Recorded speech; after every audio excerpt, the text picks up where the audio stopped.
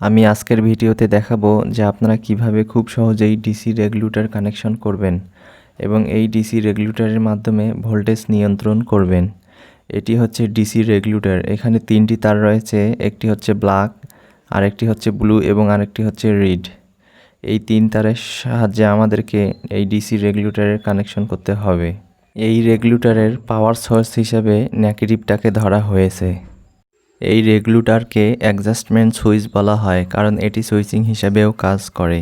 এখানে আমরা যে তিনটি তার দেখতে পাচ্ছি এই তিনটি তার দিয়ে আমাদেরকে সংযোগ করতে হবে, কিন্তু আমরা এই তিনটি তার ভালোভাবে সংযোগ করতে না পারায় মারাত্মক ভুল করে ফেলি, যার কারণে আমাদের রেগুলেটরটি পুড়ে যাওয়ার সম্ভাবনা থাকে। তাই ভিডিওটি মনোযোগ সহকারে শেষ পর্যন্ত দেখতে থাকুন। এটা কানেকশন করার জন্য সর্বপ্রথম আমাদেরকে 12 ভোল্ট একটা ব্যাটারি লাগবে। আমরা এই ব্যাটারির সাহায্যে এই রেগুলেটর কানেকশন করে আমরা ভোল্টেজ নিয়ন্ত্রণ করা দেখাবো। আমাদের এই রেগুলেটরটি 10 এম্পিয়ার পর্যন্ত লোড নিতে পারবে। আমরা যদি 10 এম্পিয়ারের বেশি লোড দেই তাহলে এই রেগুলেটরটি পুড়ে যাওয়ার সম্ভাবনা থাকবে। এখানে আমরা দুটি তার দেখতে পাচ্ছি। এই দুটি তার হচ্ছে আমাদের ডিসি ফ্যান থেকে আসা এবং এই দুটি তার হচ্ছে আমাদের ডিসি 12 ভোল্ট ব্যাটারি থেকে আসা। আর এখানে রেগুলেটরের আমরা তিনটি তার দেখতে পাচ্ছি। আমরা রেগুলেটরের যে তিনটি তার দেখতে পাচ্ছি এই তিনটি তারের মধ্যে যে আমরা ব্লু কালারের তারটি দেখতে পাচ্ছি, এই ব্লু কালারের তারটি আমাদেরকে ফ্যানের নেগেটিভ তারের সাথে সংযোগ করে দিতে হবে। এখানে আমরা ফ্যানের দুটি তার দেখতে পাচ্ছি। এই দুটি তারের মধ্যে আমরা যে তারটি নেগেটিভ রয়েছে অর্থাৎ ব্ল্যাক কালারের এই তারের সাথে আমরা এই নীল তারটি কানেকশন করব।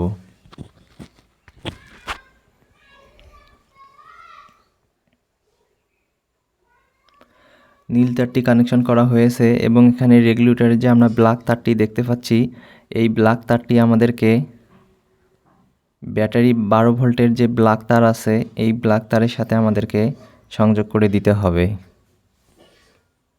এরপর রেগুলেটরের যে আমরা রেড কালারের লাল তারটি দেখতে পাচ্ছি এই তারটি আমাদেরকে ব্যাটারির রেড কালারের তারটির সাথে সংযোগ করে দিতে হবে। এখন আমরা ফ্যানের যে রেড কালারের তারটি দেখতে পাচ্ছি এই রেড কালারের তারটি আমাদেরকে ব্যাটারির যে রেড কালারের তারটি আছে অর্থাৎ পজিটিভ, এই পজিটিভ তারের সাথে আমাদেরকে সংযোগ করে দিতে হবে।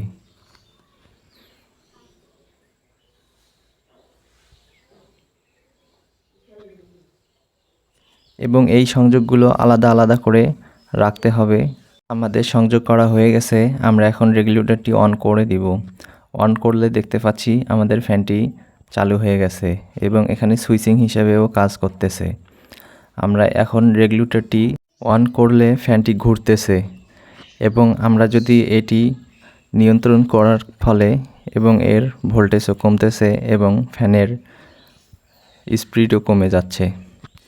এখন আমরা এই রেগুলেটরের মাধ্যমে চাহিদা অনুযায়ী ফ্যানের স্পিড কম অথবা বেশি করতে পারবো এবং ডিসি ভোল্টেজ নিয়ন্ত্রণ করতে পারবো।